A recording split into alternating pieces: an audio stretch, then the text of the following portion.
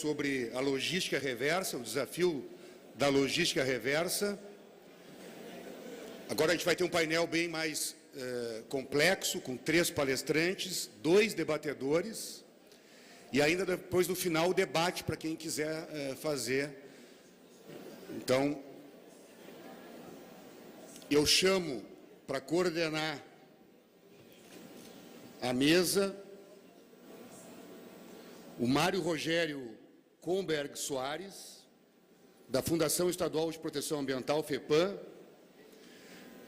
O Mário é engenheiro químico, especialista em planejamento e administração de recursos ambientais, especialista em tratamento, minimização e destinação final de resíduos sólidos industriais perigosos, especialista em saneamento básico, formação universitária em administração de empresas e administração pública, técnico da Fundação Estadual de Proteção Ambiental, Henrique Luiz Reskler.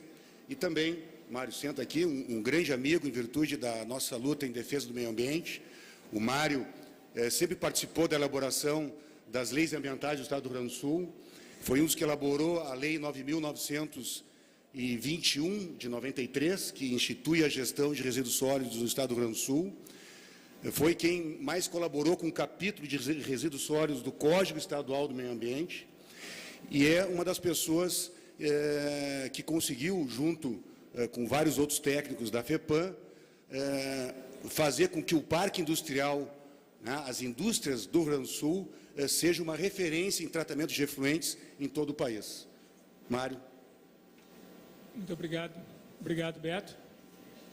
Bom dia a todos. Nós vamos dar sequência, então, ao nosso seminário de gestão sustentável de resíduos, com o painel de número 3, na verdade, o segundo painel da manhã de hoje, que vai tratar, então, do desafio da logística reversa. Nós já escutamos no painel anterior toda a apresentação, a brilhante apresentação sobre a Política Nacional de Resíduos Sólidos, seus artigos, a implementação de seus planos, a necessidade dos planos no âmbito nacional, estadual, municipal. E chegamos, então, até este painel, o terceiro painel, para tratar objetivamente do desafio da logística reversa.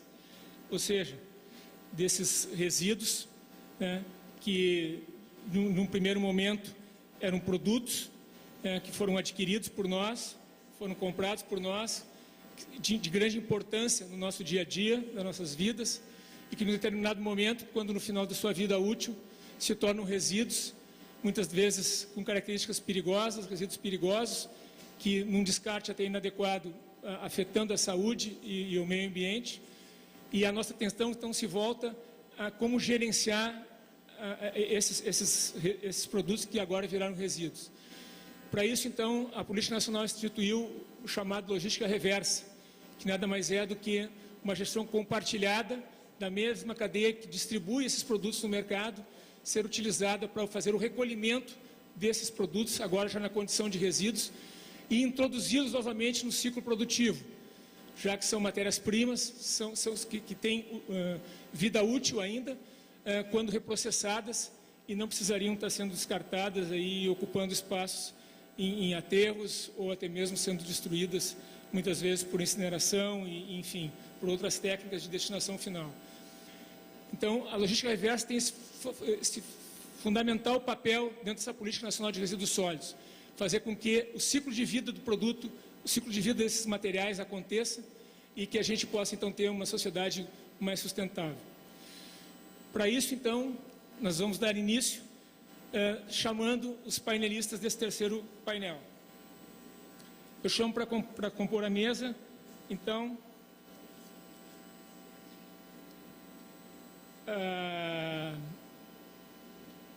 Ana Paula Bernardes, da Associação Técnica Brasileira das Indústrias Automáticas de Vidro, da Abvidro.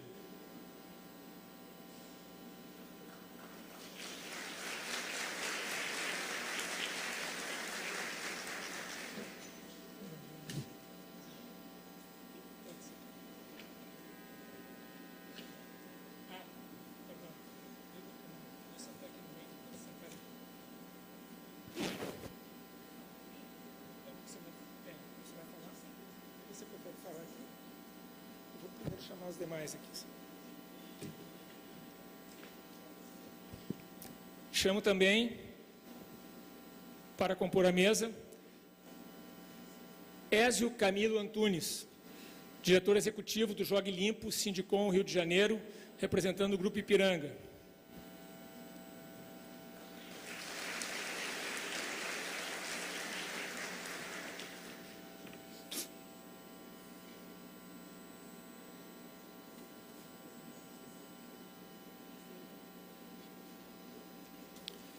Chamo ainda Silvia Rolim, da assessoria técnica da Plastivida, representando a Braskem.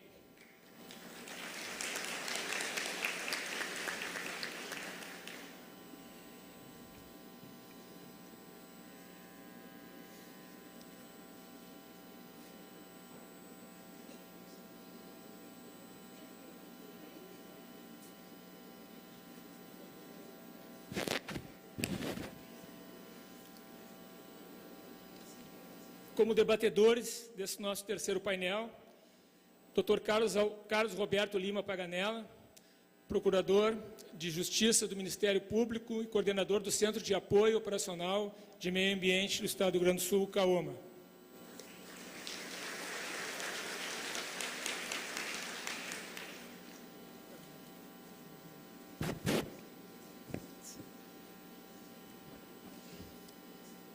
E, por fim, como debatedor também desse nosso terceiro painel, Sérgio Cotrim, engenheiro civil e mestre em Engenharia de Recursos Hídricos e Saneamento Ambiental pelo Instituto de Pesquisas Hidráulicas do Estado do Rio Grande do Sul.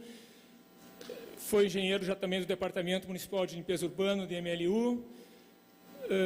Trabalhou na Secretaria Municipal, então, da Inasman, em Porto Alegre. Professor substituto do IPH, presidente da ABS no Distrito Federal, especialista em infraestrutura sênior de saneamento e gerente de projetos da Secretaria Nacional de Saneamento Ambiental do Ministério das Cidades.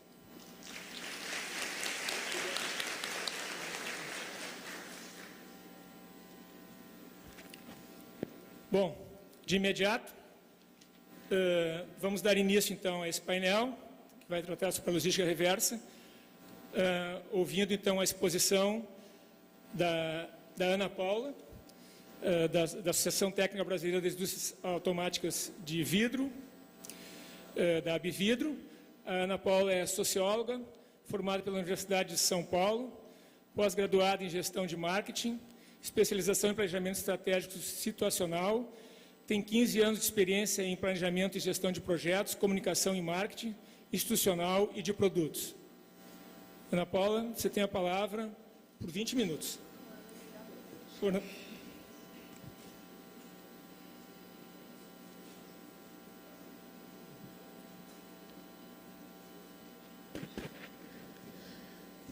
Bom dia, queria cumprimentar a todos e todas presentes aqui no plenário, agradecer à Associação Toda a Vida por essa iniciativa. Eu acho que quanto mais debates a gente tiver em torno desse tema, melhor as coisas se desenvolverão.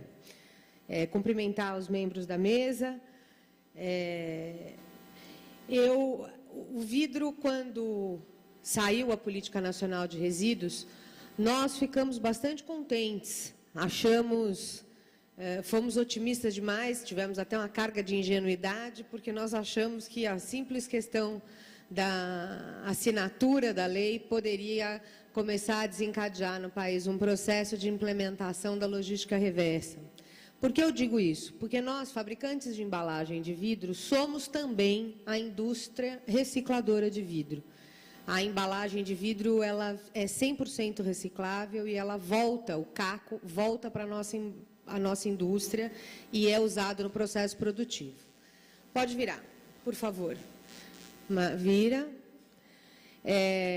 Eu vou falar rapidamente do vidro. O vidro é uma embalagem bastante interessante, primeiro por conta disso, ele é 100% reciclável, ele volta a ser areia, ele não é poluente, porque ele é praticamente um mineral. O vidro é feito de barrilha, areia, calcário. Então, se ele deixado na natureza, como dizem, 1 milhão de anos, ele volta a ser areia, ele não é um material poluente. O que faz também com que ele seja uma grande embalagem para alimentos e bebidas, porque ele é inerte e, logicamente, não contamina o seu conteúdo. Pode passar. É retornável, passa.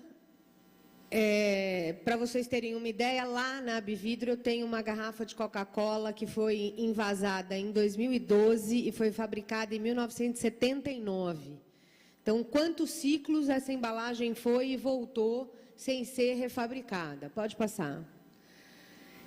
Portanto, nós estamos falando de um mercado onde eu tenho 15% apenas do vidro circulante em embalagens descartáveis.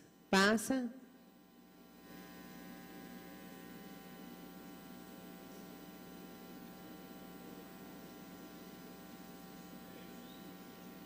Pode passar.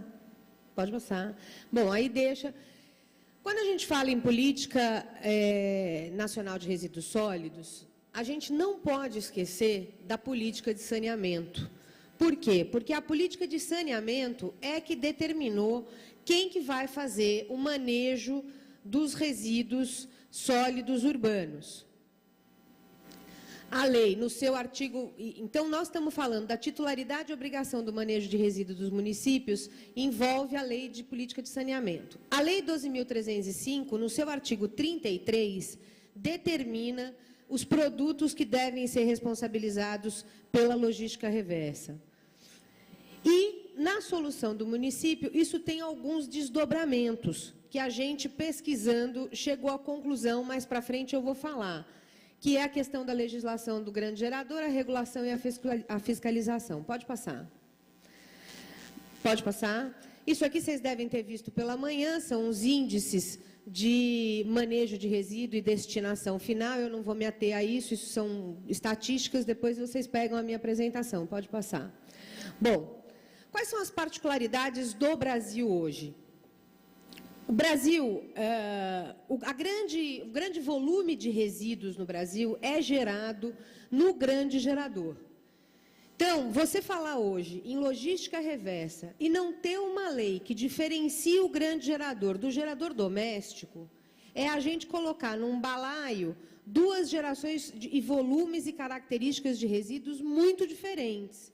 E jogar para a prefeitura uma responsabilidade que ela vai ter que dividir com o cidadão. Então, hoje, nós defendemos, a todos os lugares que nós vamos, que os municípios repliquem a lei nacional do grande gerador e faça com que o grande gerador tenha e se obrigue a fazer uma coleta própria para poder contratar uma empresa que faça a sua coleta própria e sua destinação final. No caso, no Brasil, como nós temos uma lei que foi inclusiva, esta coleta deveria ser feita hoje pelas cooperativas. E as cooperativas deveriam ser remuneradas por isso. O que acontece hoje? Os grandes geradores disponibilizam o resíduo e consideram que eles dão o resíduo para o cooperado. O cooperado tem gastos, tem custos operacionais para fazer essa gestão de resíduos e acaba não sendo remunerado por esse processo. A coleta seletiva ainda é incipiente, nós temos um problema de dimensão continental, um país que é 20 vezes maior que a Alemanha, informalidade e sobreposição de atores, nós temos uma dissincronia de vários segmentos atuando em um só, não há uma harmonia nisso, disparidade de consumo, que dificulta a gente ter um planejamento geral. O alcance da atual reciclagem é limitado ao valor do material e ele não paga a conta. Não adianta a gente dizer que vai fazer reciclagem em Manaus. Não paga a conta só o resíduo se o setor privado não fizer um aporte. E o baixo nível de conscientização. Pode mudar. Pode mudar. Bom, esse é o fluxo da logística de distribuição de um produto hoje no Brasil. Eu vou falar especificamente do vidro, mas são sambas sobre uma nota só. Muda uma ou outra coisa, mas é a logística de distribuição. O envasador, o fabricante de produto, compra a embalagem da fábrica de embalagem, envasa o produto, decide, junto com a política de distribuição, para onde vai esse produto. Esse produto chega no varejista, o varejista escolhe o mix de produto que ele vai oferecer ao seu cliente e o consumidor escolhe o que ele vai consumir. Portanto, nós estamos falando aqui de uma responsabilidade compartilhada na ida do produto a partir das escolhas que são feitas. As cooperativas ou o município se encarregam de fazer a coleta, aqui a gente já fez um desenho ideal, que a cooperativa recolhesse em bares, hotéis, restaurantes, os grandes geradores, e o município fizesse a coleta do consumidor. Isso vai às setas cinzas, deveria ser a logística reversa ideal. Cooperativa, beneficiador, reciclador, vai ou para o uso secundário, ou no caso do vidro, volta para a nossa fábrica. Pode passar. Bom, o que está em jogo na Política Nacional de Resíduos, o que está em jogo na logística reversa, gente, é o equilíbrio entre a taxa de retorno, o lucro e a questão ambiental. Porque hoje o produto só tem embutido no seu custo o valor da distribuição, é o valor quanto ele custa para chegar até a gôndola e ser oferecido ao consumidor. Falta a gente fazer uma conta de neutralização desse produto a partir da logística reversa. Quanto custa para neutralizar esse produto? Quanto custa para ele ser devolvido ou ser destinado adequadamente? Quando a gente fez o projeto da Bividro, a gente foi estudar mais de 10 países, a gente tem esse estudo, quem depois tiver interesse pode nos procurar, e nós fomos estudar modelos que tivessem sucesso do ponto de vista da capturação do seu resíduo, da logística reversa, modelos eficientes. E nós chegamos à conclusão que a melhor forma de fazer isso seria através de uma entidade nacional gestora. Ficamos felizes para burro, oferecemos isso para o mercado e fomos absolutamente bombardeados, porque na nossa proposta a gente dizia que o setor privado, a gente dizia não, nós dizemos que se o setor privado não fizer aporte para financiar a logística reversa, ela não vai acontecer. Ela não vai acontecer. Pode passar. Nós fizemos um desenho de um modelo baseado no sucesso das experiências internacionais que a gente estudou. A gente achou que o modelo que é adotado na Europa era um modelo bastante interessante, com bons resultados. Nós adaptamos esse modelo à realidade brasileira e ofertamos um modelo que a gente acha que é o modelo ideal para o Brasil hoje. Pode passar. Esse modelo compreende o seguinte sistema. O envasador... Pode completa... Não, você pulou um slide. Volta aí, volta aí, volta aí. Não pulou, então tá bom.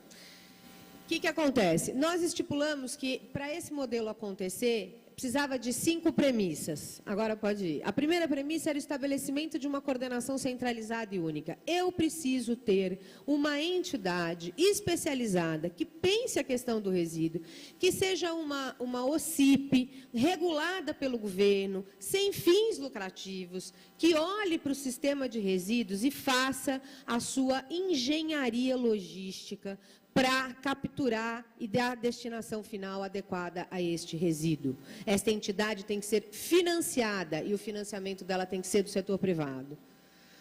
A alocação da responsabilidade ao município. Eu falei lá da lei de saneamento. A lei de saneamento determina que o manejo de resíduos é responsabilidade do município. Portanto, o município tem que fazer a coleta seletiva nas residências e disponibilizar esse resíduo para ser triado. Pode passar. A cooperativa tem que funcionar de forma estruturada, gente. Não adianta a gente pensar, por mais bacana que seja, por mais legal que seja, por mais, eu brinco, com Jesus no coração, se a cooperativa não der escala e qualidade, não vale a pena para o sistema produtivo de hoje. Nós estamos falando aqui, eu vou dar um exemplo para vocês. São Paulo, para eu resolver o problema do vidro de São Paulo, eu precisaria de 60 cooperativas fazendo, ao contrário, eu precisaria de 30 cooperativas fazendo 60 toneladas mês. Hoje, existe uma única cooperativa que tem condição de fazer isso em São Paulo e ela não chega a 60 toneladas. Ela não consegue chegar. Então, isso não dá escala, não dá volume. Não dá escala, não dá volume, não dá qualidade. Eu não tenho condição de absorver isso na minha produção. Pode passar.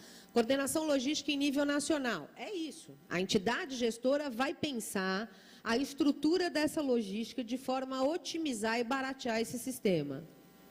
E, por último, conscientização e criação de incentivos. Gente, é difícil para um prefeito, é difícil para a população entender, mas o consumidor, o cidadão, tem que se responsabilizar pela escolha que ele faz a hora que ele chega na gôndola. Ele tem que descartar adequadamente esse resíduo, porque, a depender da forma que ele descarta esse resíduo, a coleta vai ter um valor diferente.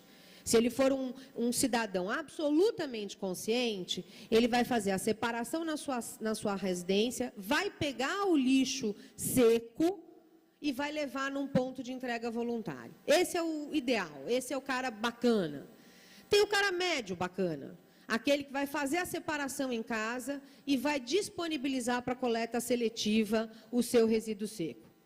E tem aquele cretino que é um folgado, no final das contas, que não vai fazer separação nenhuma e vai dar na mão da prefeitura e que se dane o aterro. Ele não está nem aí com isso. O que acontece? Se a prefeitura não assumir o ônus de estimular esse cidadão a pagar pela coleta, pela escolha que ele faz, nós não vamos conseguir resolver o problema do financiamento da coleta seletiva. Pode passar. Portanto, esse é o modelo.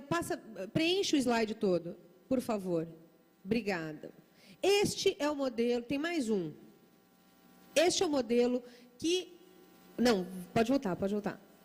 Este é o modelo que a Abvidro considera que seja o modelo ideal hoje para o Brasil. Uma entidade gestora nacional, responsável por todos os materiais. Por quê? Porque vai fazer mecanismo de compensação. Eu vou trazer um caminhão de Pernambuco para Alagoas, ele vai... Quanto eu tenho? Eu tenho tanto de vidro, não, mas eu tenho tanto de alumínio, eu tenho tanto não sei o quê. A carga desse caminhão vai ser otimizada, a logística do retorno do resíduo vai ser otimizada. Hoje nós temos exemplo como o INPEV, que é de agrotóxico no Brasil. O INPEV funciona exatamente desse jeito e ele tem um índice de capturação de embalagem de 97%. E olha que nós estamos falando de um resíduo que é gerado no campo de forma absolutamente pulverizada. Como é que funcionaria isso? Os fabricantes de embalagem financiariam parte do sistema com a recompra do material. Eu, por exemplo, no caso do vidro, isso custearia 60% do sistema. O que custearia os outros 40%? O envasador. O cara que, quando vai fabricar o seu produto, toma a decisão e diz o seguinte: eu vou fabricar este produto vai ser envasado nesta embalagem e eu vou distribuir esse produto em Cabrobó, em Pernambuco. Se a gente considerar aqui, eu brinco, eu falo assim, se você chegar hoje no Xingu, é capaz de você achar um índio tomando Coca-Cola e fumando um cigarro Hollywood. A distribuição é feita por eles de uma forma, de uma engenharia enorme. Eles tomam a decisão de distribuir, portanto, eles têm que ser responsabilizados para trazer de volta. Então, a diferença entre o que o fabricante de embalagem vai fazer pagando seu material deveria ser responsabilidade do envasador. O governo federal faz o quê? Ele entra com incentivos, gente. Um IPI verde, um imposto de renda verde, que a gente possa também ajudar a não perder competitividade, porque também nós estamos num processo muito difícil de crescimento, o mundo ainda está em crise econômica, e você penalizar a indústria também toda é uma coisa complicada, porque pode gerar perda de competitividade do próprio produto nosso.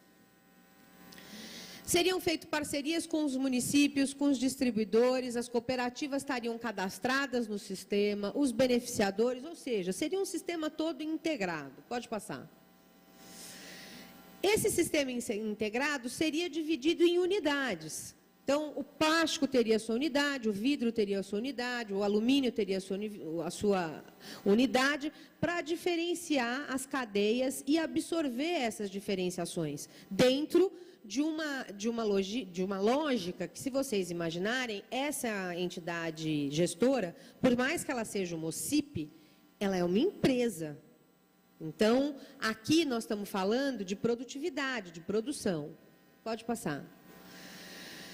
Nós apresentamos esse modelo para o governo. Fomos absolutamente bombardeados por todos os setores. E o que acontece? Quando a gente olha para a Europa, nós temos 24 países que adotam esse sistema que a gente mostrou. Está aqui o About Media, que depois vai falar, que é o sistema, provavelmente deve falar da Sociedade Ponto Verde, que é a entidade gestora em Portugal. Desses 24 países, todas as empresas que aqui se negam a assinar um acordo setorial que preveja uma entidade gestora, lá na União Europeia assinam. Procter & Gamble, Nestlé, Coca-Cola, Unilever, todas essas grandes empresas lá assinam os acordos, pagam, são considerados poluidores pagadores, pagam a sua taxa por embalagem colocada no mercado e não tem discussão. Aqui no Brasil, a gente não conseguiu fazer isso. Aqui no Brasil foi criada uma coalizão de empresas que apresentou uma proposta de acordo setorial e o vidro apresentou uma diferente, que é essa, e o aço apresentou uma outra diferente, porque tem características, inclusive, parecidas com o vidro, também na lógica de uma entidade gestora. Como o governo não aceitou, nós estamos propondo aquilo que a gente consegue fazer sozinho, porque o vidro não vai assinar um acordo setorial no qual ele ache que é prejudicial para o sistema de coleta e capturação de resíduo no Brasil, gente. Eu estou falando isso, parece que o vidro é bonzinho, tal, não é isso. Eu brinquei hoje com o doutor promotor aqui, dizendo o seguinte, graças a Deus o vidro não me oferece conflito ético. Ele é reciclável, eu quero o resíduo de volta. Eu quero aumentar o índice de reciclagem. E a única forma de eu aumentar o índice de reciclagem é esse modelo. Apresentamos um modelo paliativo para o governo, em vista de que o outro nós não conseguimos implementar, pode passar, que é o modelo 130 quilômetros que a gente chama. A gente pegou o valor do caco, que é a matéria-prima do meu produto, estimamos a cobertura que ele consegue cobrir pelo seu valor, e isso dá 130 quilômetros das nossas fábricas. Então, o vidro hoje, as fábricas de vidro hoje, quem tiver 4 toneladas, no mínimo, de vidro, a fábrica vai buscar, se isso tiver, até 130 quilômetros dela. Fizemos uma conta, isso dá para a gente capturar 60% da geração de vidro do país. Mas tem que estar a 130 quilômetros da fábrica. Pode passar. Passa. 80% das embalagens consumidas, elas são consumidas de maneira concentrada. Lógico, o mercado consumidor, o grosso do mercado consumidor está no Sul e Sudeste. As minhas fábricas também. Eu tenho fábrica hoje no Rio Grande do Sul, aqui, São Paulo, Rio de Janeiro e Pernambuco. E Ceará. Com essas fábricas, eu tenho condição de capturar 60% do resíduo de vidro hoje no país, cumprindo esses 130 quilômetros. Pode passar. Bom, gente, termino aqui. Eu tenho mais 5 minutos, e nesses 5 minutos eu vou fazer uma... Eu brinco que daqui a pouco eu vou precisar de um guarda-costas para andar na rua, porque a gente vai falando das coisas. Quando a gente lançou esse modelo, nós voltamos para a Bividro absolutamente decepcionados com a repercussão que teve. E nós ficamos pensando, puxa, mas por que na Europa assina e aqui não? Bom, porque na Europa as leis foram muito mais rígidas e a aplicação da lei é muito mais efetiva que aqui. Tá, mas não é só isso. Por que eles são tão contra ter uma entidade gestora no Brasil? Eu vou pegar o mercado de bebidas, gente, porque o grosso da embalagem está em bebida. No caso do vidro, então, nem se fala. É cerveja, cerveja, bebidas alcoólicas e tal. E nós fomos estudar o mercado para entender por que a Coca-Cola, porque vamos dar nomes aos bois, é a Coca-Cola que lidera a coalizão, é o sempre, cujo presidente é o senhor Vitor Bi, que é o cara da Coca-Cola. Por que a Coca-Cola, a Ambev, eram tão contra ter um sistema unificado? Porque é o seguinte, gente, a Política Nacional de Resíduos vai mudar a distribuição, o mix de embalagem deles e a distribuição dessas embalagens. Eu vou dar um exemplo para vocês. Hoje, a Coca-Cola deve ter por volta de 7 ou 8 tipos de embalagens diferentes. 2 litros em PET, coquinha pequenininha em vidro, retornável de 1 litro de vidro. Por que ela tem tantas embalagens diferentes? Porque, num país de dimensão continental, o que valoriza, o que acumula é a forma de distribuição. A Coca-Cola tem uma única fábrica no Brasil, e essa fábrica fica em Manaus, onde ela fabrica o xarope. Como é que ela distribui isso? Ela tem 17 engarrafadoras hoje no Brasil, que distribuem esse produto. Como é que essas engarrafadoras maximizam o seu lucro? A partir da distribuição, do seu canal de venda. E como é que ela faz? Cada embalagem é destinada a um canal de venda. Então, a coquinha pequenininha vai para o restaurante, a latinha vai para não sei aonde, o PET vai para o autosserviço e assim por diante. Por que isso? Porque como ela maximiza pela distribuição, o seu cliente final tem que comprar o seu produto no canal de venda dela. Você imagine que o Abílio Diniz, agora não é mais, mas você imagine que a rede Pão de Açúcar compre 1 milhão de latinhas de Coca-Cola.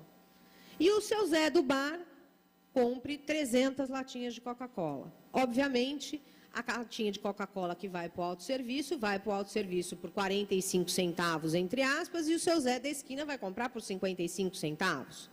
Aí o seu Zé vai olhar e fala, escuta, eu estou comprando da Coca-Cola por 55 centavos, mas lá na gôndola do Pão de Açúcar está sendo vendida a 45. Ele abandona o canal de venda direto da Coca-Cola, onde ela maximiza seu lucro, e vai comprar no autosserviço. O que faz a indústria de bebidas? Ela cria embalagens adequadas a cada canal de venda.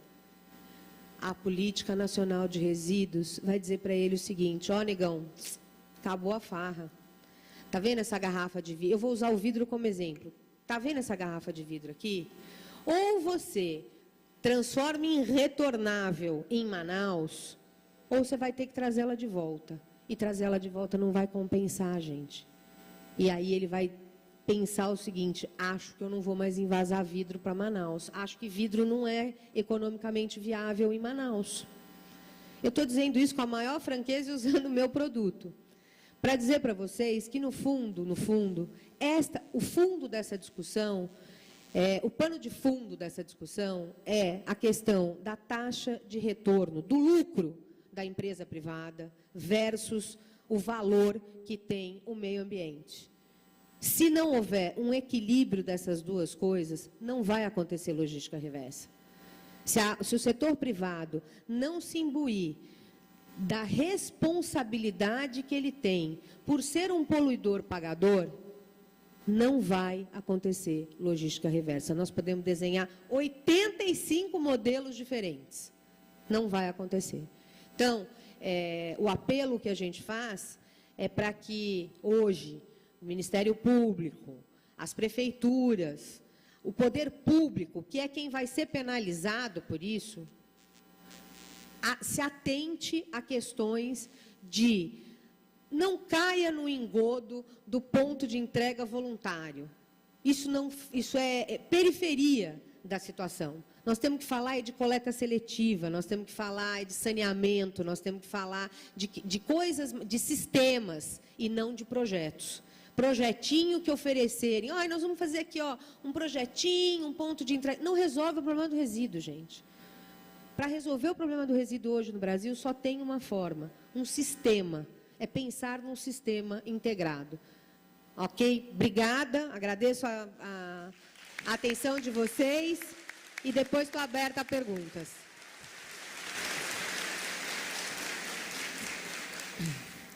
Bom, agradecemos a Ana Paula, então, pela brilhante exposição, já mostrando aí o tom do painel, com a exposição bastante esclarecedora e provocativa em relação a toda a questão da gestão da política reversa.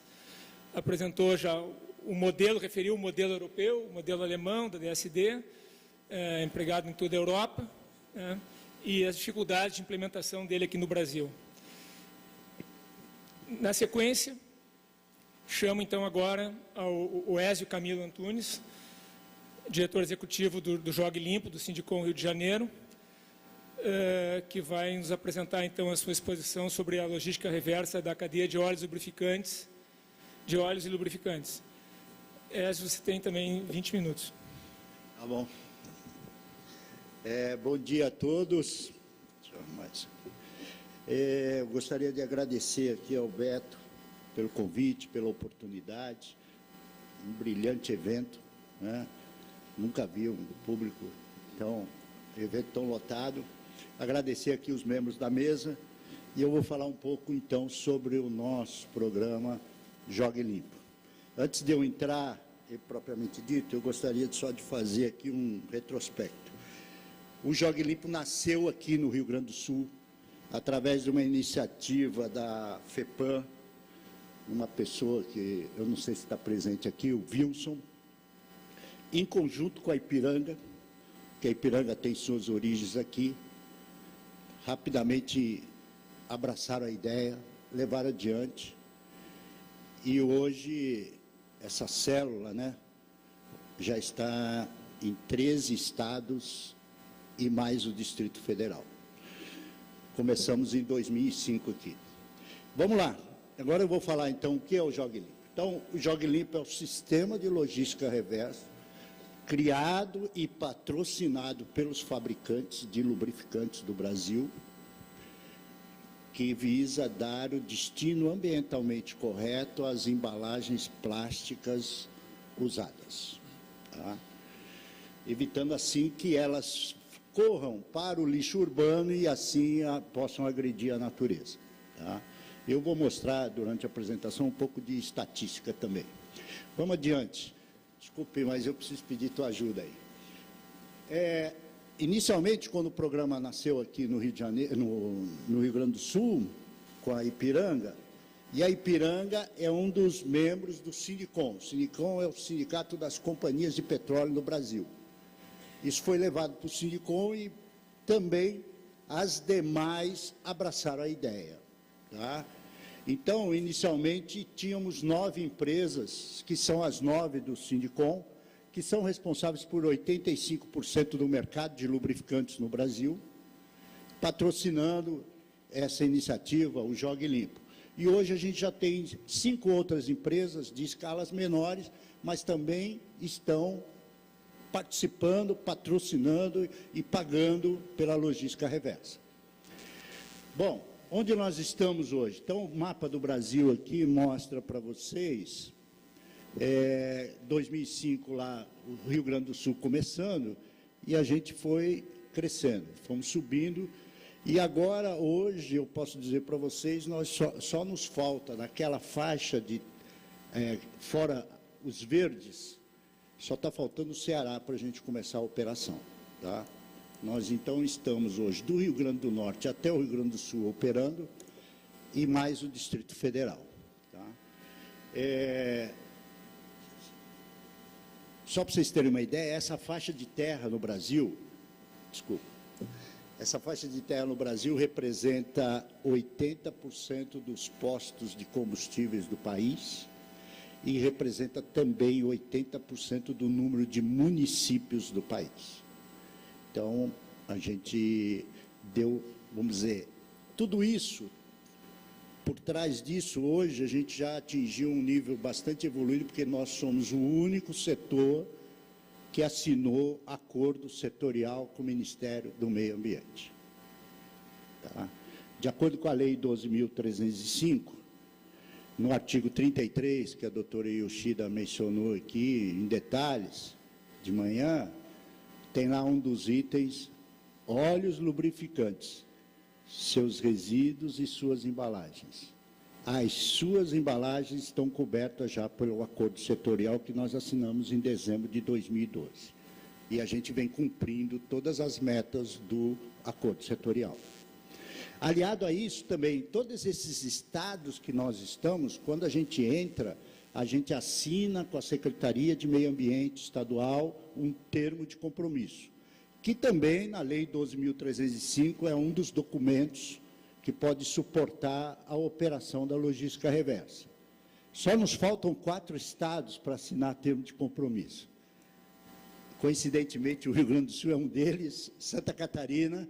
O Rio Grande do Sul não é porque a gente não quis assinar, é que, como tudo começou aqui, as coisas fluem tão bem aqui que a gente acabou deixando o termo de compromisso mais para frente, mas esse ano nós vamos assinar.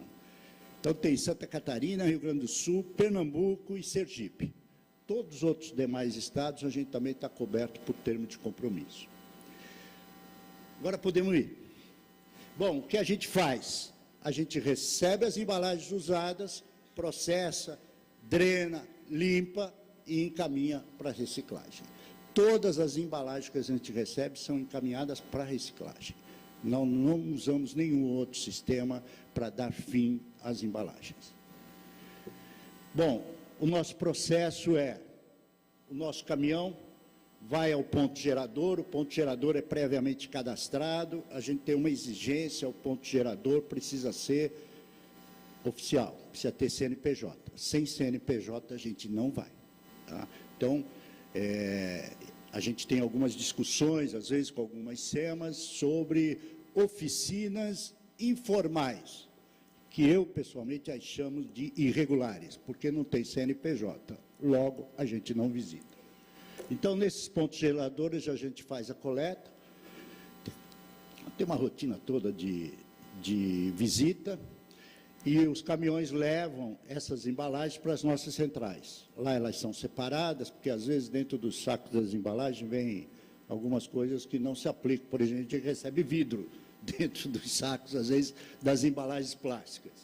E nessas centrais eles são separados, e dali a gente encaminha para o processo de reciclagem. São recicladores auditados pelo Jogue Limpo. A gente tem só 7 recicladores nessa faixa de terra do Brasil, autorizados por nós a receber as nossas embalagens.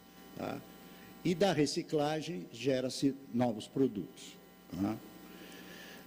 Bom, os nossos caminhões, todas as nossas instalações são licenciadas pelos órgãos ambientais estaduais, alguns até municipais.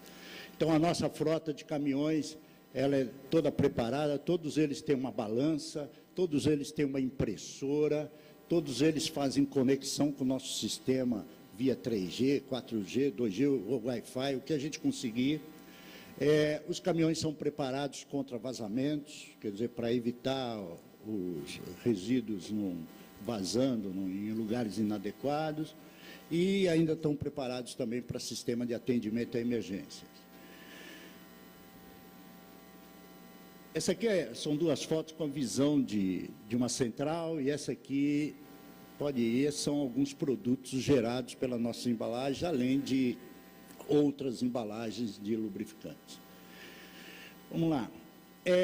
Eu gostaria de gastar um pouquinho de tempo aqui nesse quadro para que vocês, eu sei que o público aqui presente tem gente de secretarias ambientais municipais, gente estadual, e vocês são, para nós, vocês são muito importantes para fazer com que a lei funcione, né? A gente está executando, nós estamos fazendo o trabalho que tem que ser feito, mas vocês são muito importantes para a gente para fazer um item da legislação realmente acontecer, que é essa linha de baixo que eu botei, que é uma seta que tem 2 mãos, né? Ida e vinda.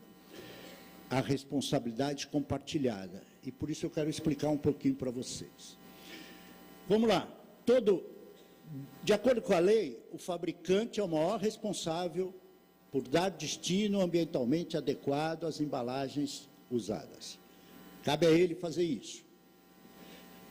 E não está como está a doutora Yoshida de manhã aqui, falou, o governo botou lá, poderá. Para o fabricante está escrito, deverá.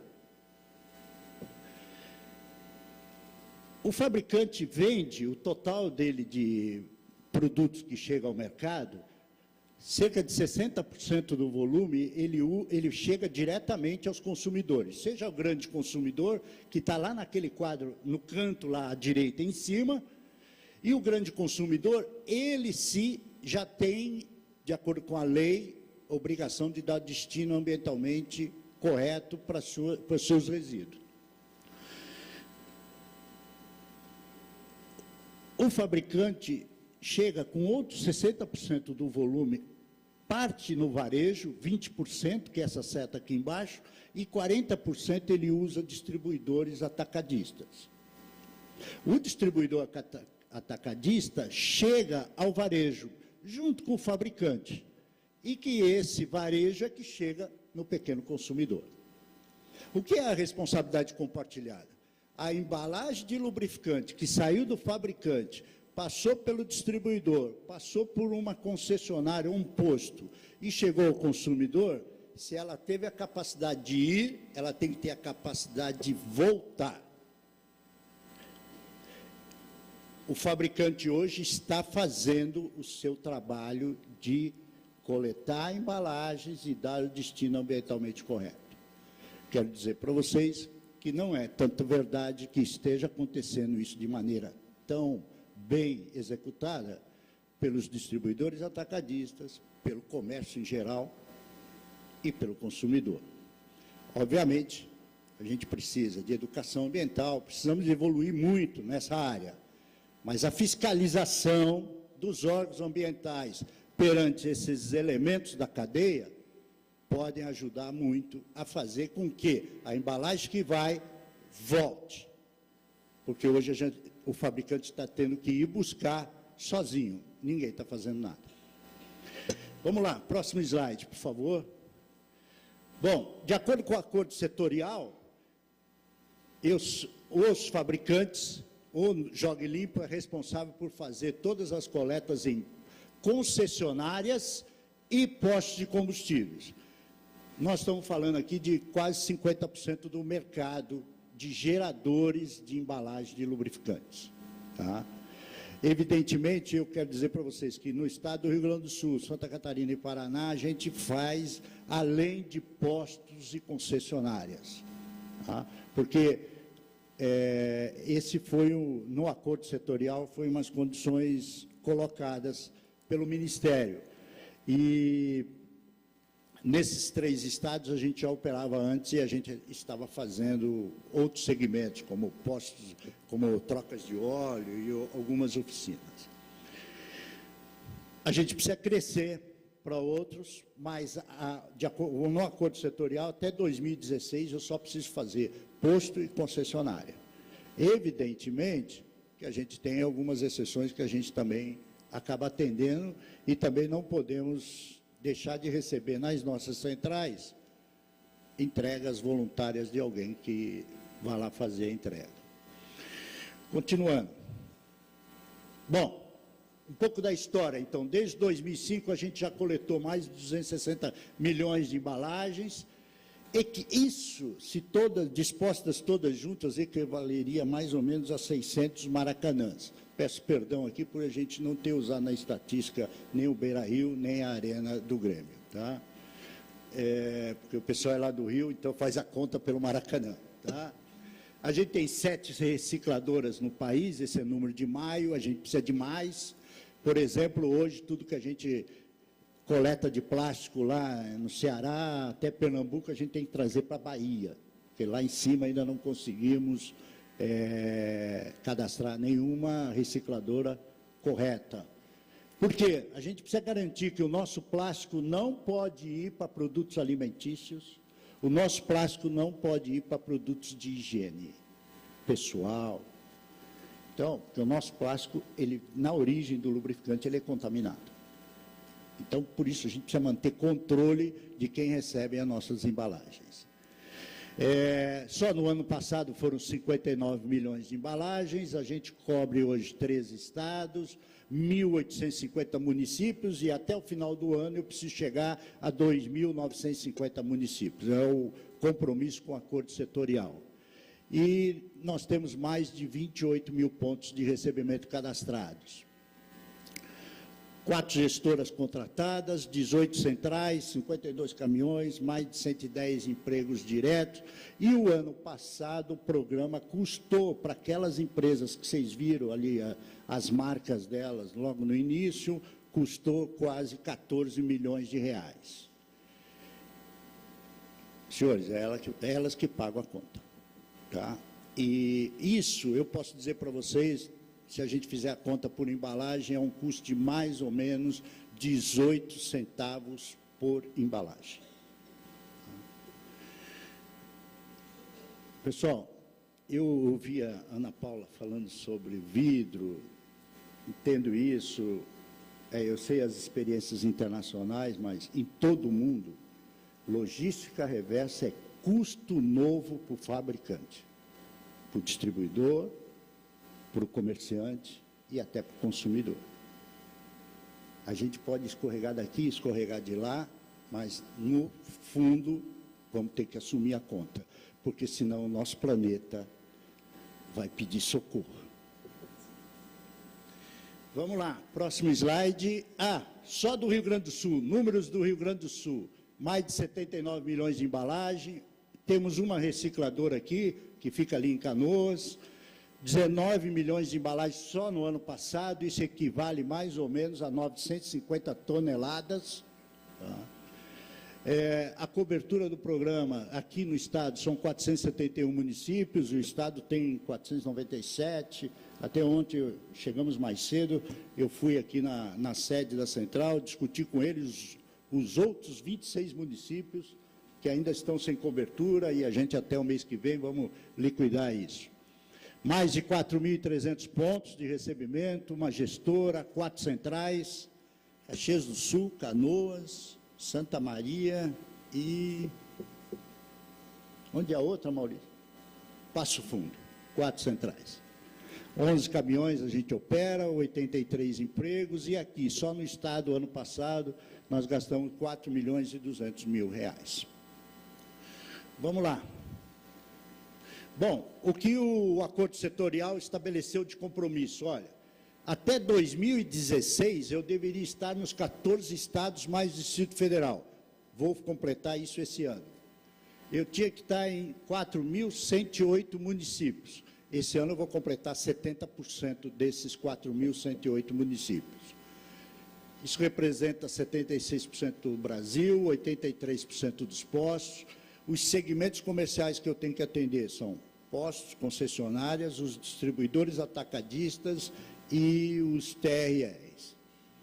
Para 2016, as nossas metas são essas: 4.400 toneladas, 88 milhões de embalagens, ter 22 centrais e criando 250 empregos diretos. E aqui, de novo, eu preciso de uma ajuda do pessoal das SEMAS, sejam municipais ou estaduais. Por que eu ainda não consegui abrir a operação no Ceará? Se eu tenho um galpão alugado e pronto para operar, e 3 caminhões lá, já no estado, prontos para rodar, desde agosto do ano passado. Eu não consigo operar porque não sai LO.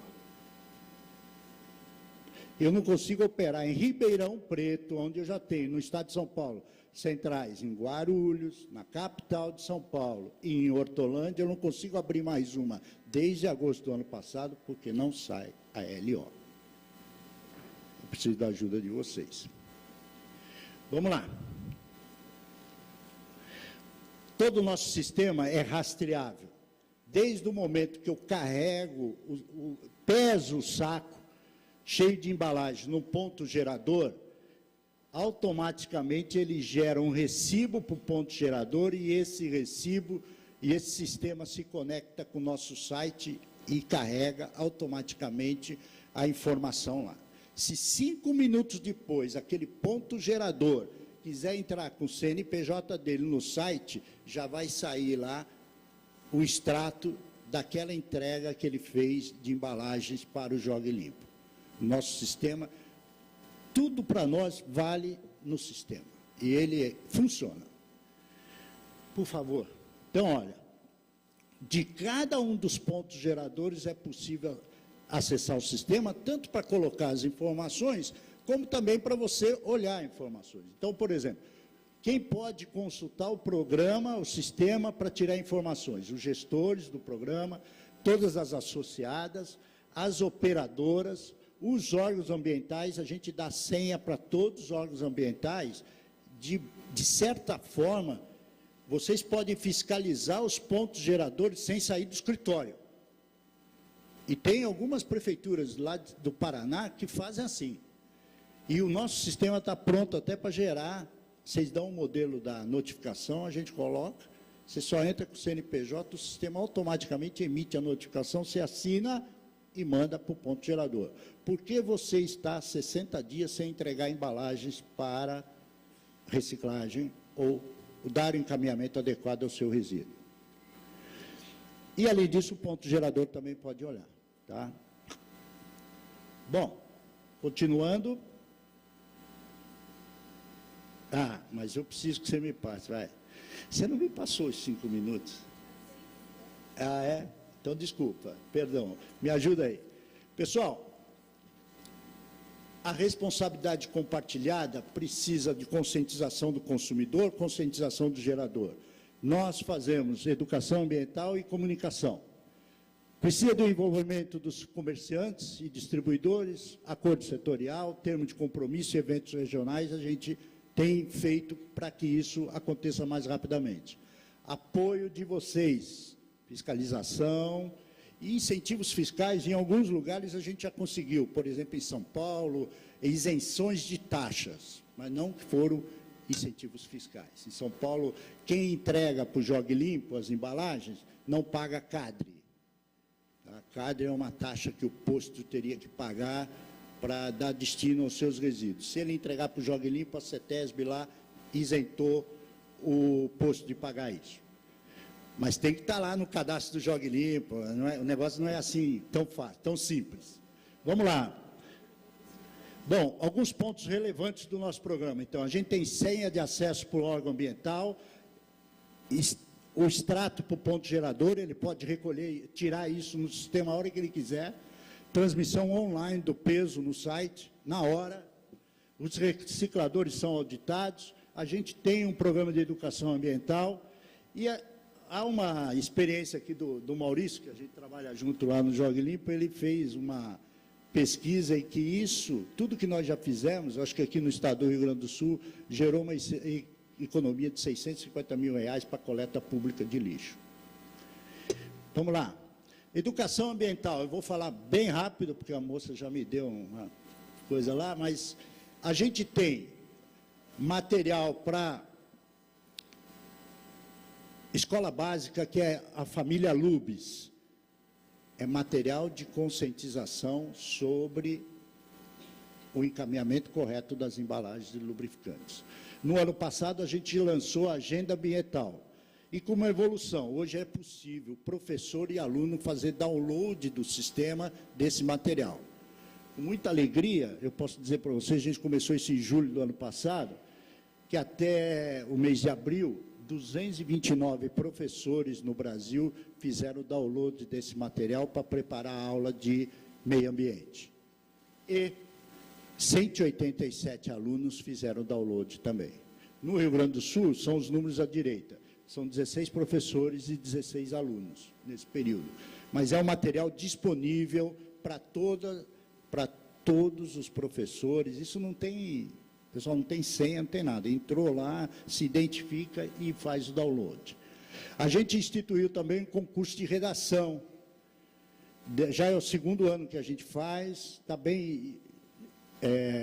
neste ano foram 4.000 alunos participando do concurso de redação. 4 vencedores no Brasil, 3 são do Rio Grande do Sul. O resultado saiu anteontem. E a gente vai entregar os prêmios daqui 2 semanas. Também a gente fez esse material de educação ambiental para as SEMAs. Cada SEMA municipal recebe... Quantos folhetos, Maurício? 100. Que é para ajudar na consciência ambiental dos pequenos geradores, não é de consumidor.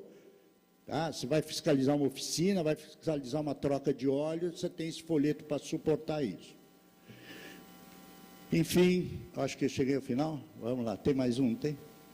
Tá, eu só queria deixar aqui o site nosso, www.programa Jogue Limpo.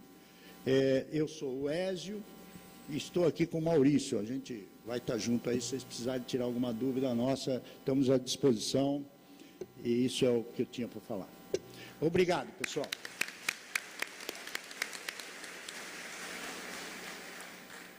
Obrigado ao Ézio pela brilhante exposição, a apresentação do modelo Jogue Limpo, da logística reversa, já com sucesso no Brasil inteiro, como ele apresentou, com acordo setorial já assinado. Um programa até mesmo, como ele mesmo colocou, que iniciou até mesmo antes da Política Nacional de Resíduos, foi ratificado agora com a política, mas é um programa que já se desenvolvia já anteriormente à assinatura da própria política. Bom, na sequência, nós temos então a Silvia Rolim, da assessoria técnica da Plastivida, representando aqui a Braskem, que vai falar então sobre a logística reversa na cadeia de plásticos. Silvia, você tem também 20 minutos. Obrigada. Bom dia a todos. Queria, claro, começar agradecendo aos organizadores do evento pela oportunidade de estar aqui, pelo excelente evento, pelo assunto, pela importância do assunto, né? E a oportunidade de estar aqui compartilhando com vocês o que o setor de plásticos e a coalizão tem feito nessa questão para apresentar a proposta de acordo setorial para a implementação da Política Nacional de Resíduos Sólidos. Pode passar. Só uma breve apresentação. A Plastivida é o Instituto Socioambiental dos Plásticos, que representa a cadeia, o setor produtivo dos plásticos, desde a extração do petróleo, a transformação, os resineiros, né? Quem fabrica a resina, quem transforma a resina, ou seja, a indústria de transformação, e também a indústria de reciclagem. Tá? Então, é toda a cadeia produtiva dos plásticos. A Plastivida tem um foco no plástico pós-consumo e interface dele com o meio ambiente. Esse é o foco de atuação da Plastivida. Por quê? Porque é justamente o plástico pós-consumo, é o plástico que sai das nossas casas, que afeta a imagem do setor como um todo, justamente pela questão da disposição inadequada, pelo descarte incorreto, pelo uso em excesso, etc. Então, a Plastivida tem essa preocupação da interface do plástico pós-consumo e o meio ambiente. Tá? Agora, pode passar, por favor, entrando especificamente nessa questão da política nacional, já esse slide pode passar também, que todo mundo apresentou, aprovada em 2010, regulamentada em 2012. Pode passar, por favor? Então, essas são as metas apresentadas, o plano de metas de redução da fração seca dos resíduos sólidos em aterros sanitários. Em 2015, nós temos que apresentar uma redução de 22% a menos de resíduos recicláveis nos aterros sanitários, 28% em 2015, 34% em 2023, 40% em 2027 e 45% em 2031. Essa caracterização é com o ano base de 2012, que o governo federal ainda não fechou, ou seja, a gente ainda não sabe exatamente qual é a base que o governo vai usar, mas de qualquer jeito, essas são as metas. E uma coisa importante de mencionar é que na política ele não se refere a materiais e embalagens um a um, ou seja, não é o vidro, o plástico, o papel, o papelão. É a fração seca, é o conjunto dos materiais recicláveis, é tudo aquilo que poderia deixar de ir para o aterro e ser reutilizado como matéria-prima em outros processos produtivos. Tá? Então, assim, isso foi fundamental para justamente dar condições de criar a coalizão que reúne todos os materiais, tá? Exceto o vidro, que tem uma visão, uma característica diferenciada por opção, mas na verdade assim, tanto a política quanto a proposta da coalizão são abrangentes em todos os materiais. Pode passar, por favor. Tá? A coalizão hoje congrega 20 entidades, tá? Separadas pelos 3 setores que a própria política nacional, que a própria regulamentação exige, que são os três setores: o fabricante de embalagem, tá? Fabricantes de matéria-prima e fabricantes de embalagem, a indústria usuária de embalagem, que nada mais é, só para simplificar, que é a Coca-Cola, que é a Nestlé, Procter & Gamble, Unilever, etc.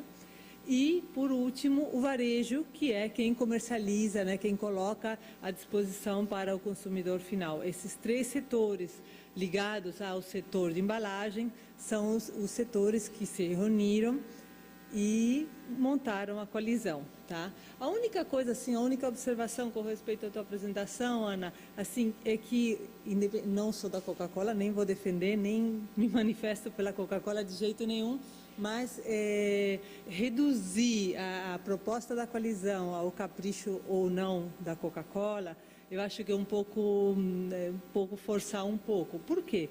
Temos dentro da coalizão, ou seja, fabricantes e a indústria de óleo comestível, que não tem nada a ver com Coca-Cola. A BIMA, que é a Associação Brasileira dos Massas e Biscoitos, que não tem nada a ver com Coca-Cola. Então, não é bem assim. Temos a Brafat, que são as latas de tinta, latas de aço de tinta com base em água como solvente. Ou seja, temos vários outros fabricantes de outros setores que nada tem a ver com a Coca-Cola e que estão na coalizão por acreditarem que essa proposta é a que, de fato, preenche melhor as condições para a gente atender a Política Nacional de Resíduos Sólidos, tá? Pode passar.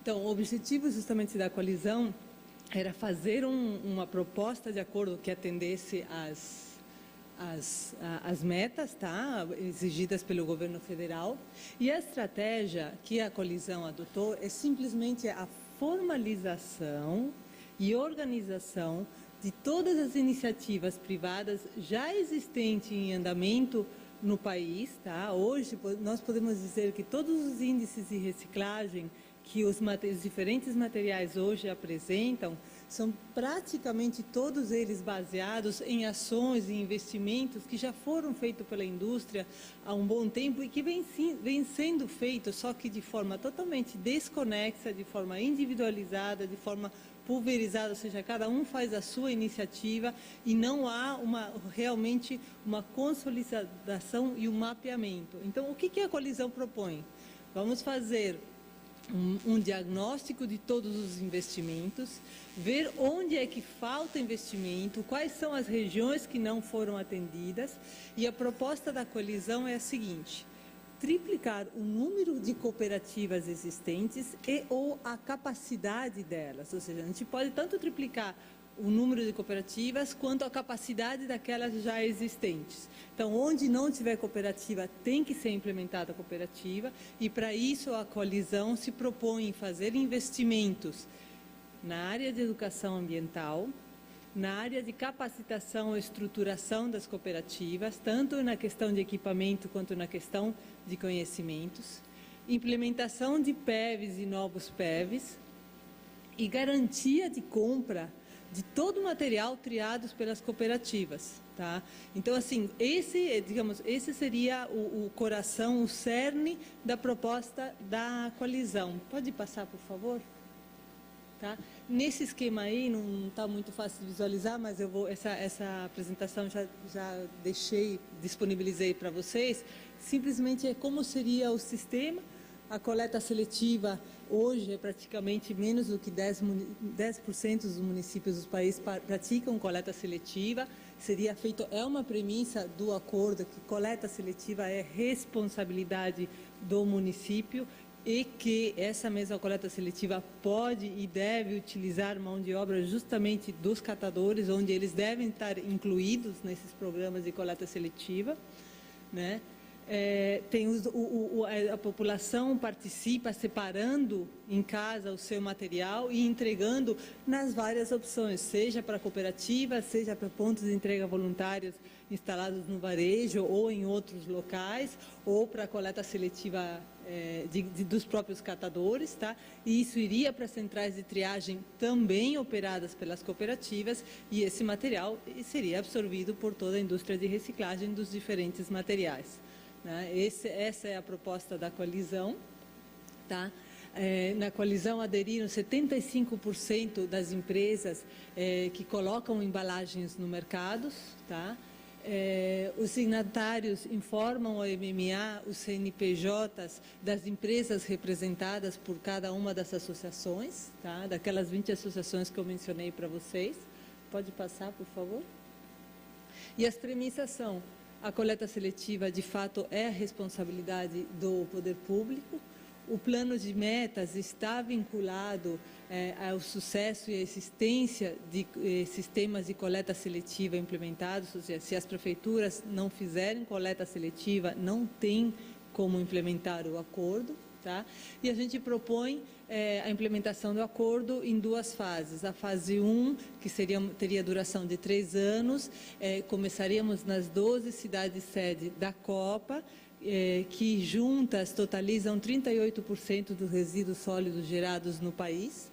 Tá? E seria de 3 anos essa duração, que seria o aprendizado justamente para saber quais são os problemas, as arestas a serem aparadas para esse plano ser colocado, ser expandido para o resto dos municípios numa segunda fase, logo 3 anos após da primeira fase. Pode passar? O histórico, só para vocês acompanharem como desde 2010, que foi publicada, em dezembro de 2012, foi apresentado ao MMA a primeira versão da proposta, né, de acordo setorial. O MMA demorou 6 meses para dar o primeiro retorno, houve um problema de reestruturação interna dentro do MMA.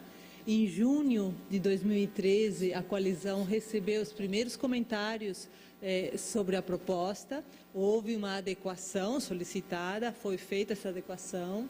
Em agosto, a coalizão reapresentou já a proposta com os comentários, e em novembro o MMA chamou mais uma vez a coalizão, e lá foi todo mundo para Brasília de novo, e na reunião de novembro houve os últimos esclarecimentos e a solicitação por parte do MMA da inclusão da ANCAT, que é a Associação Nacional dos Catadores, dentro da proposta. Por quê? Porque justamente eles veem que a ANCAT, ou seja, representa todo o movimento dos catadores, né, e que eles deveriam ser intervenientes anuentes.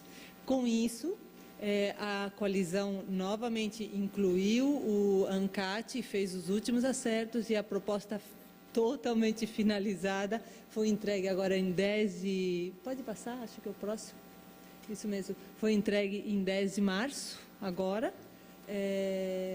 Agora, na entrega, o secretário Ney Maranhão deixou claro que a proposta tem caráter vinculante, ou seja, aquelas empresas que não aderiram seriam convidadas a aderir, né, ou a apresentar seus próprios planos de logística reversa para suas embalagens. Né? E o governo agora espera simplesmente como é que a coalizão, ou seja, todos aqueles investimentos que eu mencionei, tanto na infraestrutura das cooperativas, na capacitação delas, equipamentos, educação ambiental, os PEVs, etc., como é que a gente vai fazer isso com a ANCAT, e já está praticamente fechado o acordo para ser assinado. Uma vez o acordo sinalizado, ele vai para a audiência pública para receber os últimos comentários por parte da população e de todos os setores da sociedade, e acreditamos que até o fim desse primeiro semestre de 2014 é a meta, pelo menos do governo federal, assinar nesse primeiro fim de semestre de 2014. Bom, é isso que eu tinha para falar. Eu estou à disposição aqui se vocês quiserem fazer alguma pergunta. Muito obrigada.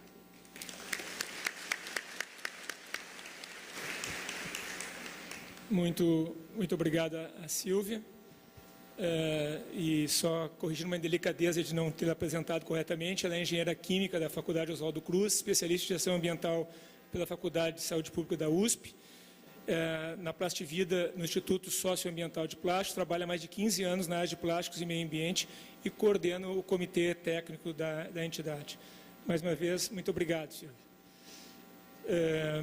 Bom, dando sequência ao nosso painel, nós temos, então, as 3 exposições, as 3 colocações, as opiniões colocadas, no sentido de que o modelo já consagrado, já com acordo setorial assinado, o modelo do Jogue Limpo. Não, estou falando do Jogue Limpo. Tá? E depois 2 propostas, uma proposta apresentada pela Ana Paula, né, de referendar o modelo europeu, o modelo oriundo lá da DSD alemã, com uma unidade única, né, gerenciando todo esse processo. Agora um modelo da coalizão, apresentado pela Sílvia, né, que também já está em andamento juntamente com o Ministério do Meio Ambiente. Bom, é isso. O cenário que foi exposto é esse.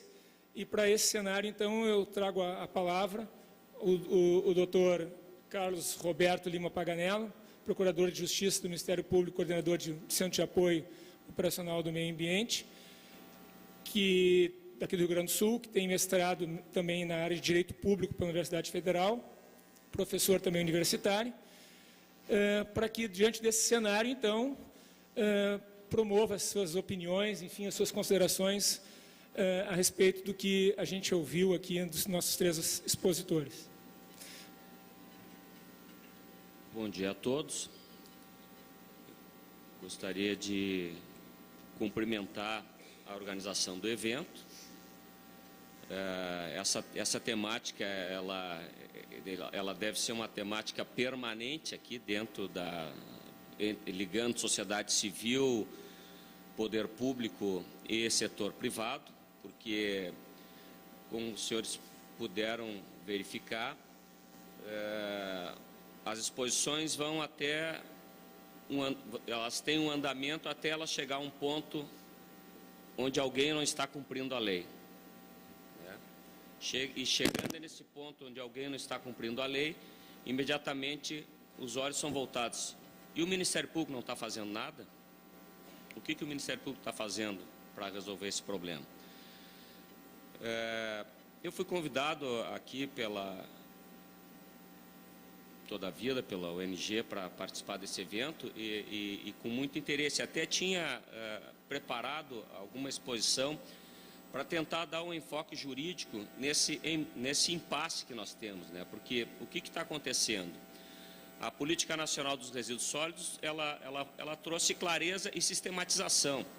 Ela separou a questão do serviço de limpeza pública e o manejo de resíduos sólidos que compete ao poder público, ou seja, o nosso DMLU, o nosso Serviço de Limpeza Municipal, separou a obrigação das empresas privadas, do setor privado, que é fazer os seus planos de gerenciamento de acordo com a natureza, volume e tipo dos seus resíduos, né, quando ele importar em um volume importante, que tenha que dizer de que maneira que vai resolver o ciclo de vida desse produto, ou seja, desde a produção, consumo e descarte, para que ele atenda à Política Nacional do Meio Ambiente, e separou de um outro lado os resíduos perigosos que nós vimos nas exposições aqui hoje, né? Os resíduos perigosos têm um modelo diferente para solução do problema ambiental no país. E qual é o modelo? O modelo é que as próprias empresas digam como é que elas vão recolher os rejeitos, os produtos após o descarte, né? Rejeitos ou produtos que possam ser reciclados depois do seu uso, do seu ciclo de vida pelo consumidor. E a situação hoje no Brasil ela está nesse embaraço. Nós temos alguns setores que já estão encaminhados, mas vocês não viram e nós não ouvimos, pelo menos nesse seminário aqui, não sei se esteve no outro, o que o setor de eletroeletrônicos, que produz resíduos perigosos, está propondo, o que o setor das lâmpadas fluorescentes está propondo, e nós sabemos que esses setores da economia são os setores que mais produzem efeitos nocivos nos seus lixões, aos recursos hídricos e ao solo, com as suas contaminações. Na minha parte aqui compete, eu tinha preparado, compete a uma proposição para debate. Então, eu não sei se tem condições de acessar. Eu tinha lá na... Pode avançar, onde tem um slide que fala nos acordos setoriais municipais. Pode passar.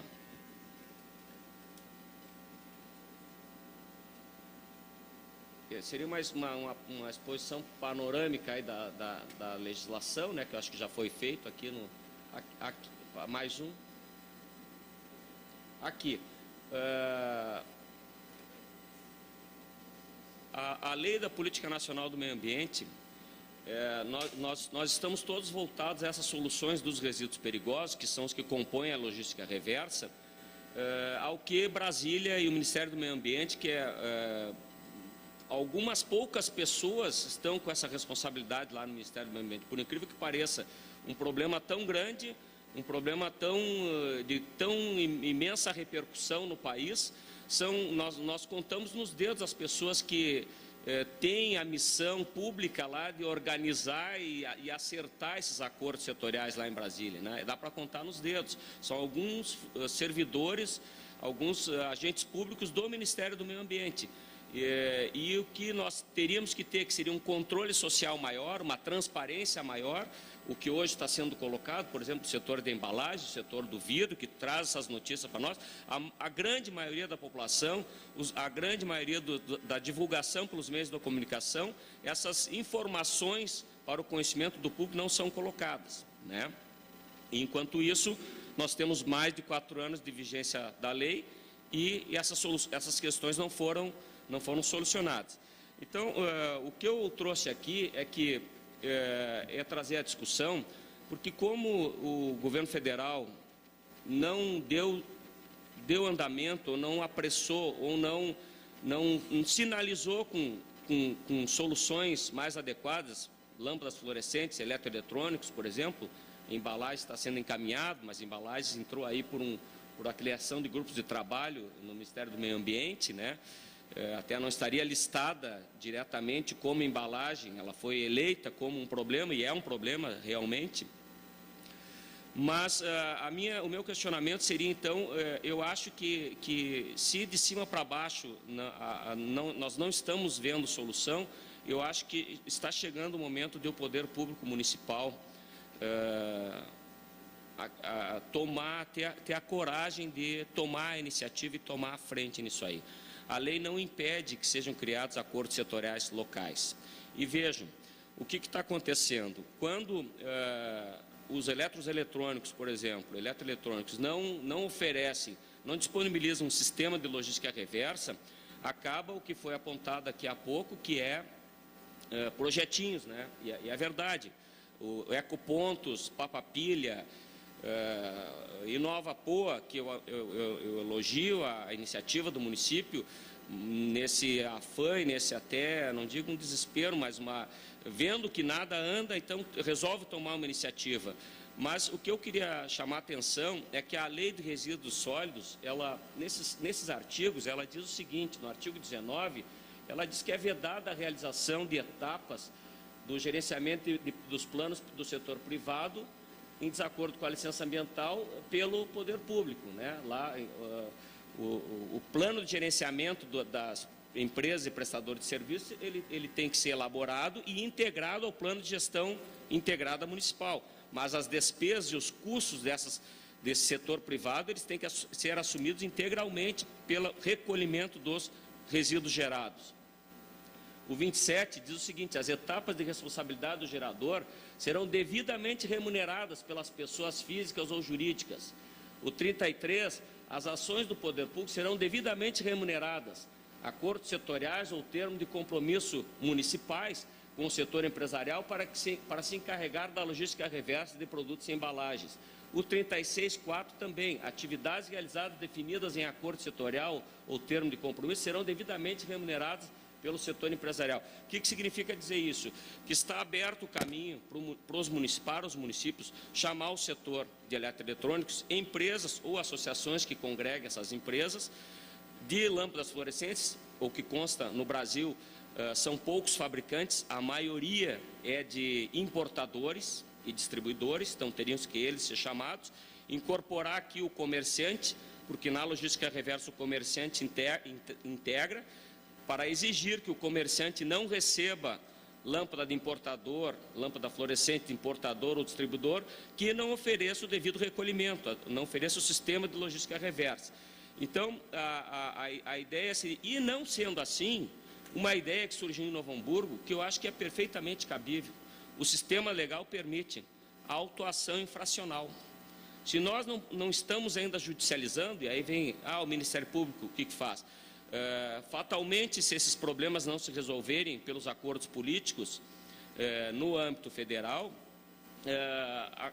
acabará que, e já temos várias pontuais repercussões judiciais com a propositura de ações civis públicas, exigindo, por exemplo, que um fabricante de refrigerante faça o recolhimento das suas PETs, que são jogadas no arroio dilúvio, ou que são disponibilizadas, ou que são dispostas como descartadas no meio ambiente, que elas têm uma logística para recolhimento. Pneus, como tem aqui no Rio Grande do Sul, uma ação já proposta que a Reciclanip e a ANIP façam o recolhimento dos pneus que estão num depósito público lá. Enfim, o que vai acontecer se isso não se acomodar ou não se solucionar para a população, a definição desses acordos setoriais, é a judicialização da demanda para a proposição das ações civis públicas e para cumprimento desse direito fundamental. Então, o que eu queria, para encerrar, já estão me pedindo para encerrar, eu não fiz nem a pergunta ainda, o que eu queria colocar é isso. Como é que os integrantes aqui e público veem a possibilidade de nós mudarmos o pensamento, não ficarmos mais esperando que o Ministério do Meio Ambiente trilhe os caminhos e tome as iniciativas ou acelere essas iniciativas que já deveriam ter sido tomadas, mas que nos órgãos ambientais locais, municipais, com a sua competência constitucional de fiscalização, com base na legislação federal e a legislação municipal adaptada, autuem, procedam à autuação dos fabricantes, comerciantes, os que integram a cadeia do ciclo produtivo e da logística reversa, como infração ambiental, pelo descarte irregular no meio ambiente. E, em segundo lugar, como é que enxergam isso de nós setorizarmos esses acordos, né? E fazermos isso de maneira municipalizada, por termo de compromisso ou por acordos setoriais municipais. E encerrando a pergunta, veio aqui também do Ivo Kraus Penhar, né? Ele se preocupa com a obsolescência programada, por exemplo, das lâmpadas fluorescentes, né? E dessa importação de material chinês aí que não tem garantia, não tem qualidade e quem responde, já coloquei mais ou menos, são os importadores, quem responde pela logística reversa e o recolhimento desses produtos. Também, agora sim para finalizar, dentro do artigo 6º, que estabelece os princípios da Política Nacional dos Resíduos Sólidos, e no princípio estabelecido lá no inciso 2, aliás, do artigo 7º, objetivo da política nacional, diz o seguinte, no inciso 2, não geração, redução, reutilização, reciclagem e tratamento dos resíduos sólidos, bem como disposição final ambientalmente adequada dos rejeitos. Pergunto, sobra espaço para aproveitamento energético por combustão, por queima, por incineração de bens de produtos de resíduos sobra espaço, se nós aplicarmos na íntegra esse princípio, sobra espaço para que nós possamos abastecer no Brasil usinas de incineração para a produção de energia? Obrigado.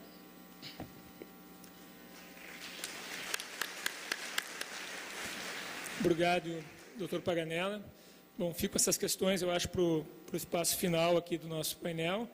E, de imediato, eu vou passar também a palavra para o Sérgio Cotrim, para que ele também proceda na sua manifestação como debatedor desse nosso encontro e até mesmo, já, se quiser, abordando já as questões que levantadas pelo doutor Paganella. Tá bom, obrigado.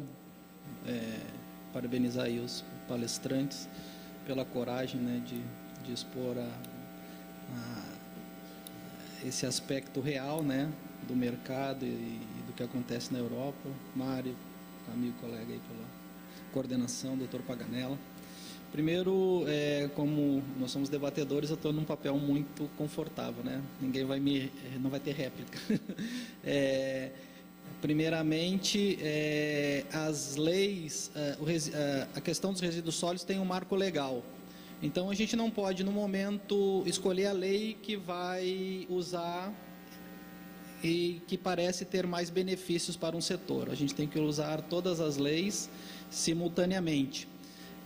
A lei do saneamento, ela diz que o poder público municipal é responsável pelo resíduo sólido urbano público. Enquanto a embalagem, o resíduo pós-consumo está em posse do munícipe, do cidadão, não foi disposto para o serviço público, ele ainda não é um resíduo sólido urbano público. Não é responsabilidade do poder público por esse resíduo. Se, por acaso, tivermos uma cadeia onde sai do cidadão essa embalagem, esse resíduo pós-consumo e volta direto para o fornecedor, o fabricante, em nenhum momento ele passa por um sistema público. Então, tem que haver um cuidado na hora que fala da responsabilidade pela coleta, isso inclui as embalagens em geral também, porque dentro de um processo, num sistema de logística reversa, nós podemos ter embalagens que não passarão pelo serviço público e sairão direto do cidadão voltando para a indústria. Então, isso tem que ficar muito claro. E a Lei 11.445 ela é muito clara. A responsabilidade do poder municipal, do município com relação ao resíduo sólido urbano de origem pública. Primeiro, outra coisa. Também parabenizo os palestrantes por falarem que realmente os produtos hoje que estão dispostos no mercado para que a gente adquira, eles não refletem no seu preço o verdadeiro custo de todos os serviços que estão ali, que serão necessários para o retorno das embalagens e do resíduo pós-consumo para um tratamento adequado junto aos fabricantes. Hoje, você só tem o custo da linha de distribuição. A linha do retorno não está. O mercado hoje, então, o preço de mercado desses produtos não reflete a realidade que nós queremos e que a lei foi clara. Ela diz que agora não se aceita mais o ciclo de vida incompleto. Nós queremos o ciclo de vida completo, a ida e a volta. A mesma coisa acontece com o preço praticado pelo mercado para os resíduos recicláveis. O preço que se pratica no mercado hoje, em geral, não chega a 600, 700 reais a tonelada do resíduo reciclado, em geral no país. Tem estados que é um pouco mais, outro menos. Esse valor não reflete o quanto custa você coletar, você triar, você processar num fardo e encaminhar para a indústria. Então, o que a logística reversa, ela no fundo quer dizer? Sociedade, não se aceita mais que a gente esteja pagando um preço irreal. A sociedade vai ter que pagar o preço real de todo o ciclo. E isso, é claro, o colega ali já falou também, de São Paulo. Ou seja, embalagens de lubrificantes custam 18 centavos por embalagem para retornar no processo. Lâmpadas fluorescentes, se não me engano, os últimos eram 70, 50 centavos por lâmpada tratada, né? Isso não está embutido hoje quando a gente compra uma lâmpada. No final das contas, depois de todos os acordos setoriais firmados, e aí os modelos, não interessa muito qual vai ser o modelo firmado, se é um modelo europeu, se é um modelo nacional, se é um modelo de coalizão, no final das contas, o que vai acontecer é que o produto na gôndola, ele já vai estar embutido todo o processo de retorno e de tratamento. A indústria muitas vezes vai dizer, não, mas então nós não estamos fazendo sem sem explicitar ou sem cobrar o retorno da embalagem ou do produto, mas ele já vai estar embutido, porque é um custo significante, não é pequeno, e esse custo ele vai estar embutido. Na Europa, o que acontece é que a sociedade aceita isso, ela não aceita o impacto no ambiente, ela quer que todos os resíduos retornem e sejam tratados. Então, ela paga esse preço e sabe que está pagando, e é muito claro, e nós temos uma cooperação com o governo alemão, temos 2 técnicos alemães no Ministério das Cidades, eles falam com orgulho que eles pagam 100, 115 euros por ano, com orgulho, e dizem, mas o nosso tratamento ele é eficiente. Nós gostamos porque a gente paga e sabemos que o resíduo retorna e não está contaminando. Então, para contribuir no debate, porque quem que está coordenando no governo federal a logística reversa é o Ministério do Meio Ambiente, então, assim, eu vou me limitar a esses comentários mais gerais, com relação ao aspecto econômico, ambiental, que a gente tem debatido, né? E reforçar, isso vai refletir no custo do produto final, com certeza. E as grandes empresas, os grandes conglomerados de empresas, eles realmente estão com receio, porque talvez isso, dizem eles que vai perder competitividade. Eu acho que não, porque se todos os produtos tiverem a mesma regra, eles vão ter preços de retorno muito similares. Então, isso não vai interferir na competitividade. A competitividade vai ocorrer na excelência da gestão com relação a esses números. Aquele que for mais eficiente pode não repassar o valor integral desse serviço ou administrar de uma outra forma, né? Então, é nesse sentido que eu gostaria de contribuir e agradecer mais uma vez ao sempre vereador Beto Meixo pelo convite aí ao Ministério das Cidades para que a gente pudesse participar desse debate. Obrigado. Obrigado, Cotrim, pela manifestação. Bom, de imediato, temos 2 questões levantadas pelos nossos debatedores, que eu já passo para ouvir a opinião dos nossos painelistas. Me parece que a questão pelo Dr. Paganella, objetivamente é referente à demora pela implementação da política reversa no país, a possibilidade, então, de como os setores enxergam isso, de que esses termos de compromisso sejam firmados diretamente com os municípios, e também a responsabilização direta. Só um minuto, claro. Deixa eu me desculpar, eu no meu pensamento, no fim, eu apontei para isso aí, mas os artigos que foram colocados aqui, que diz que serão devidamente remunerados, eu esqueci de fazer a conclusão, desculpe, é que eu acho que enquanto isso não andar, enquanto o DMLU estiver recolhendo eletroeletrônicos, lâmpada, nós temos que ter uma contabilidade, um registro de custos do poder público, que na verdade é a própria sociedade que está pagando, e isso ser buscado o ressarcimento desses setores.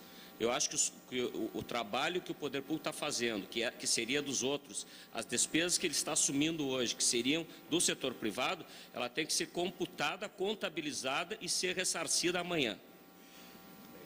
Ok.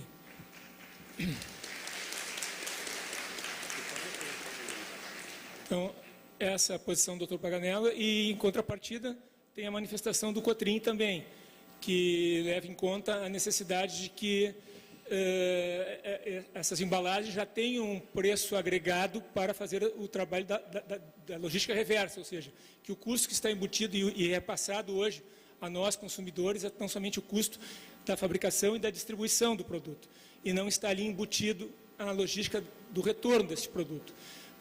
E que isso está claramente embutido no modelo alemão, um modelo, enfim, que foi aqui também mencionado e implementado na Europa. A questão que fica só é se a nossa sociedade, tem condição de absorver esses custos, Então, assim, num grau de desenvolvimento maior, certamente há uma receita maior na sociedade, e ela então absorve também esses custos sem nenhuma contestação, e a visão, então, de proteção ambiental fica mais refletida, né? Agora, numa sociedade em que passa por tantas dificuldades, um país que se desenvolve, que busca crescimento, se mais esse custo embutido, né, a essas embalagens e distribuído, então, ao consumidor, se isso aí seria também uma coisa suportável e se isso aí conseguiria, assim, manter a logística reversa com aceito de todos os nossos consumidores. Bom, então, coloco essas duas questões. Gostaria de ouvir a opinião dos nossos painelistas, talvez até começando pela Ana Paula, né, que apontou justamente para essas dificuldades e essa impossibilidade de implementação dessa logística, até mesmo pela extensão geográfica do país e a dificuldade de nós termos pontos individualizados para processamento de todos esses resíduos. Eu vou pegar aqui, eu separei em 2 pontos, mas eu, particularmente, não acredito em nenhuma iniciativa isolada. Acho que as iniciativas isoladas, elas são paliativas, são boas, lógico. A gente tem que começar, eu brinco, eu falo, a gente tem que começar pelo 14 bis. Não dá para botar logo um Airbus A320 voando, porque não vai. Então, nós vamos começar por iniciativas pequenas. Mas essas iniciativas têm que compor um plano estratégico de atingir um sistema. Não dá para ficar em projetinho aqui e acolá, porque o negócio não vai sair. Na esfera municipal, eu particularmente acho que o município ele tem um papel muito grande nessa pressão desse sistema sair. Por quê? Porque ele pode ir já exercendo determinadas lógicas na própria esfera municipal. Primeira coisa é fazer seu plano de gerenciamento de resíduo. É fazer uma auditoria para ver que tipo de resíduo que tem ali, quanto, como vai fazer, quem é responsável, qualificar esse resíduo, qualificar o gerador. Então, isso é muito importante o município fazer. A segunda coisa que eu acho é que o município tem que ter lei de grande gerador. Embora a gente tenha uma lei federal, o município tem que ter uma lei, como faz São Paulo, como faz o Rio de Janeiro. É ruim, a fiscalização não é boa, não consegue, mas é um princípio de você pegar o resíduo concentrado. É muito mais fácil você pegar o resíduo no grande gerador do que você pegar domesticamente. Desculpa. Até porque, vejam, o resíduo do grande gerador, ele é oriundo de uma atividade comercial. Portanto, não é justo que o cidadão seja onerado na coleta seletiva com esse resíduo. E, por último, a malha de fiscalização, gente. Eu não consigo imaginar lei sem fiscalização. E hoje a gente tem um problema muito sério nessa esfera. Quem legisla tem que regular, quem legisla tem que fiscalizar. Quer dizer, nós temos o aparato de Estado tem que fiscalizar a lei para que ela possa ser exercida. Com relação à fiscalização, com relação à incineração, eu acho o seguinte: quando a gente olha os modelos que têm incineração, a gente vê que é um processo, que a incineração é o processo final daquilo que não teve jeito.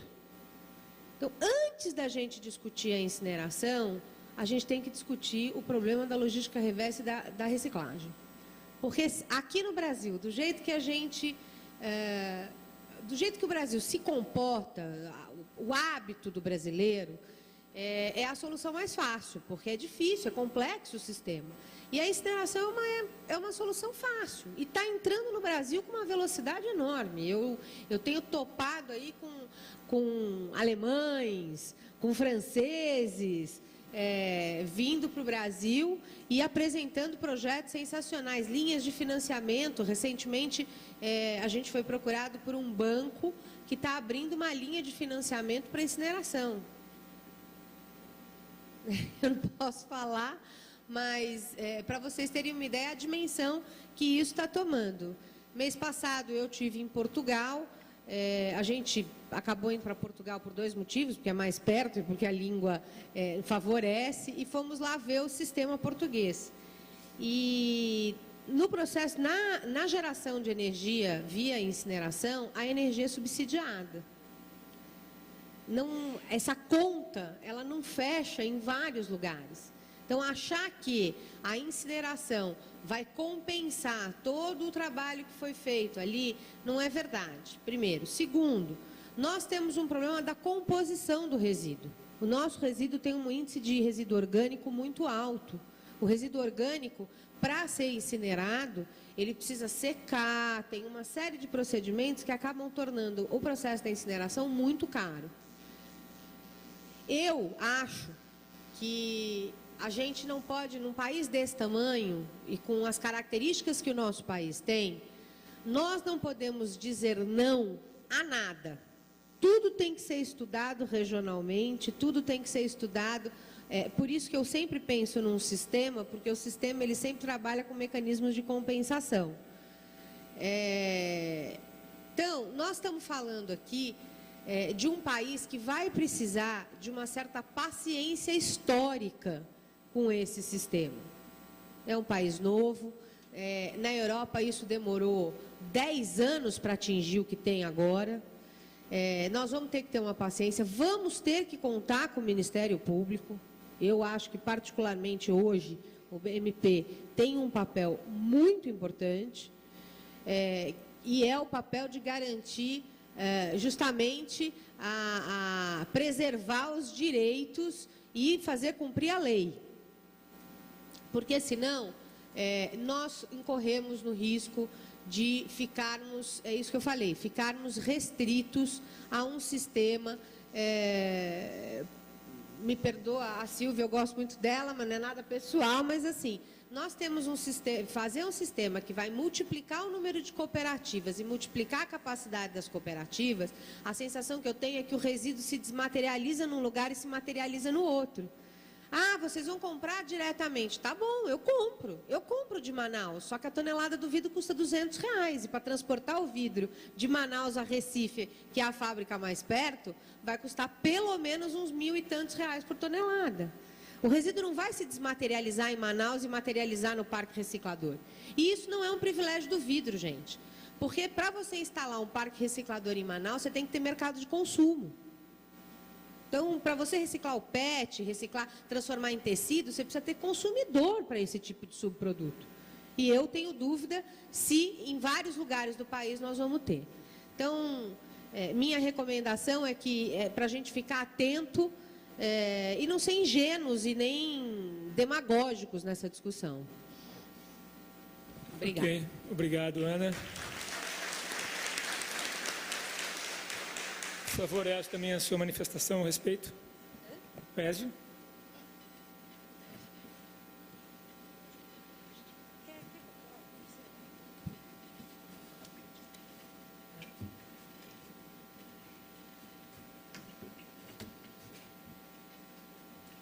Separei aqui 2 pontos para tentar abordar.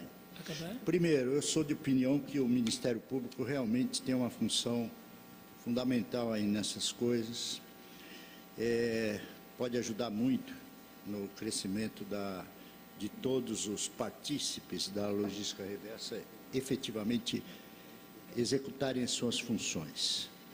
O nosso assunto é um assunto de resíduo perigoso, né? A gente tem assinado sobre especificamente o comentário de acordos municipais. A gente tem 11 estados já com termos de compromisso assinados.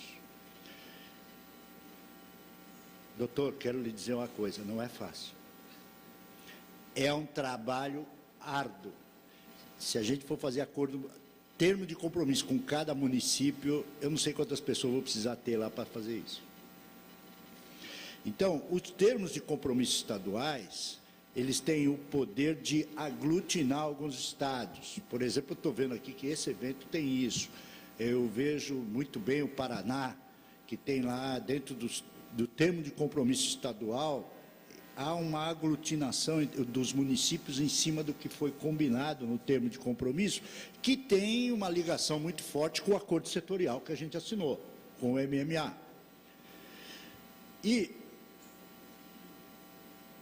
eu vejo ainda que há um espaço bastante grande do Ministério Público nos ajudar e, de novo, também os órgãos municipais nos ajudar em fazer com que os outros ingredientes, os outros partícipes da cadeia, por exemplo, do meu segmento, que é a embalagem de lubrificante, façam uma parte deles também. Então, eu não estou querendo aqui empurrar para o município, a gente sabe que a gente tem que tirar essa embalagem do município e a gente sabe que o município é o mais afetado com a embalagem lá no lixo, tá? Mas o que a gente pede é ajude na fiscalização. Sobre o custo embutido... Só finalizando, tese. 2 minutos. Sobre o custo embutido, eu realmente não sei se a sociedade deveria pagar algo mais, mas é uma opinião minha própria, tá? E eu mencionei aqui que o custo que a gente tem hoje é 18 centavos, são 18 centavos por embalagem. Por quê? Porque os fabricantes estão fazendo o trabalho deles sozinhos. A hora que cada um fizer um pouquinho, eu acho que o custo vai cair para o fabricante para 12 centavos, porque ele tem uma parcela maior de atividade, que é dar destino ambientalmente correto às embalagens. Mas se cada um fizer um pouco da sua parte, esse custo vai acabar caindo para o fabricante para um nível que possivelmente ele aceite sem ter que ter algum custo sendo pago pelo consumidor. Ok, obrigado, Ezio. Silvia, rapidamente também, que nós estamos com a hora bastante adiantada, mas a sua colocação a respeito. Obrigada. O ruim de ficar por último é que os outros meio que roubam a fala da gente, né? Mas eu vou encurtar, vou só complementar alguns pontos que eles comentaram. Especificamente sobre a reciclagem energética, eu acho que ela é uma alternativa simplesmente, e que está prevista dentro da própria política nacional, como última, na hierarquia está a recuperação energética, desculpa. Como a última alternativa antes de ir para o aterro sanitário, que eu acho certíssimo que esteja mesmo colocada lá. Né? Eu acho que para algumas localidades específicas, por exemplo, o litoral norte do estado de São Paulo, onde os municípios já estão com seus aterros sanitários, lixões totalmente saturados, a opção é ou subir a serra ou à disposição em áreas de proteção de manancial. O que você faz com isso? Nesse caso, numa alternativa de recuperação energética, tu reduz em 90%, 95% a quantidade de resíduos a serem aterrados. Exatamente. Então, o que acontece? Se você, obviamente, tendo a reciclagem, você retirando toda a fração reciclável do resíduo sólido e você encaminhar para a incineração, para a recuperação energética nesses locais, eu acho perfeito. Ou seja, é uma alternativa, é uma tecnologia, ponto. Acabou. Eu acho que é para situações específicas e não é para ser vista como, não, é uma fonte de geração de energia. A geração de energia é um subproduto a um custo altíssimo, que não vale a pena. Ou seja, pela geração de energia não vale, ela é simplesmente só subproduto.